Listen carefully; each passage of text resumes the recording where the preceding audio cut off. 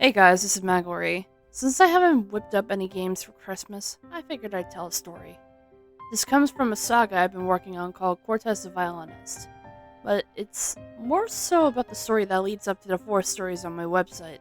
This big story has multiple stories on each of the characters. The character in this story is an Indigo Deman by the name of Andri, who goes through a remarkable transition during Celadon's journey.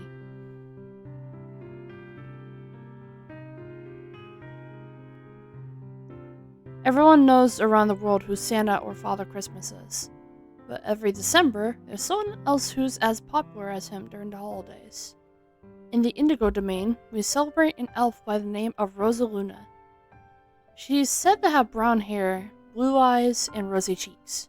She stops by the houses of all the boys and girls and surveys their rooms to figure out what they exactly want. I was 7 years old at the time. Some say they don't see her. Some say you only catch a glimpse of her. Andrew, dear, I heard a tap on my desk. It was my teacher. This is very important work, okay? You need to stay focused on the assignment. Right, sorry, I mutter. Hey, eyes, Fawn, pay attention. I could overhear some giggles as I was focusing. I wasn't taken too seriously when I was a kid. I was always the one to get teased, yet I didn't do anything bad. I'm just special because I was born in the same family as the Indigo heirs. When it was time for art class, our teacher asked us to draw what we want for Christmas. I looked around. Everyone was always wanting dolls or dinosaurs or trucks or horses. Me, I wanted one simple thing.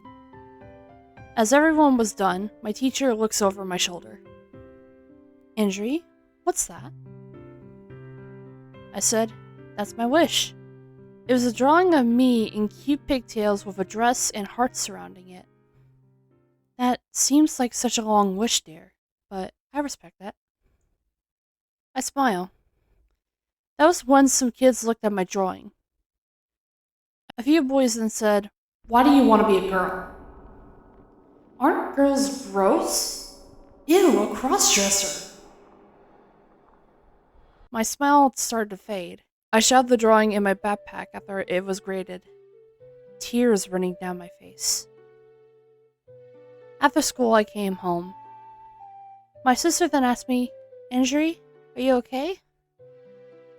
I never wanted to cry more in my life. I just got told that turning into a girl would make me gross, and that's been a dream of mine. I headed upstairs with tears streaming down my face. I put on my pajamas and pulled the drawing out of my bag. I heard my door open. I quickly put the drawing in my nightstand. Baby, are you okay? It was my mother, the Indigo heiress. I'm fine. I rubbed the tears off my face. My mom kisses me on the forehead and smiles. Honey, I know you hate when people call you that. There will be some people that are just not nice about you. And you've got to learn to ignore those people. Okay. My mom tucks me into bed and kisses me on the forehead. She turns off the lights, leaving me with the moonlight and my nightlight as my only sources of light. Good night, dear. And she closes the door quietly. I fell asleep for what felt like 4 hours. That was when I heard something. Footsteps. It wasn't my parents walking around, or the servants, or my sister Juniper. But they sounded like someone has been through a lot of snow. I didn't see a human looking around my room, quietly, as to not make a noise in the dead of night. I look up, and it was her. Rosaluna had come into my home.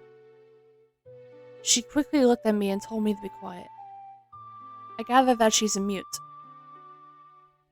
Miss Rosaluna, can I show you my wish for Christmas? She sat there on her knees, holding a notepad that was the various names of kids and what they want for Christmas. I pull out my drawing and hold it up. Rosaluna's eyes sparkled as soon as she saw the drawing. She immediately wrote down what I wanted and said something in sign language.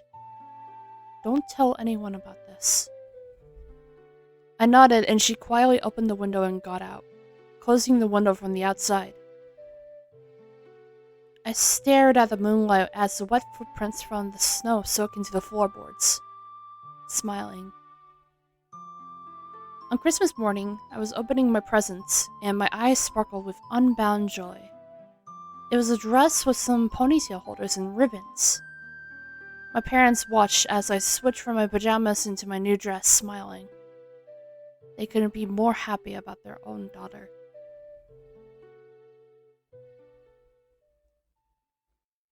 This year, give joy to the ones you love, but also the ones who want to transition. Merry Christmas, everyone.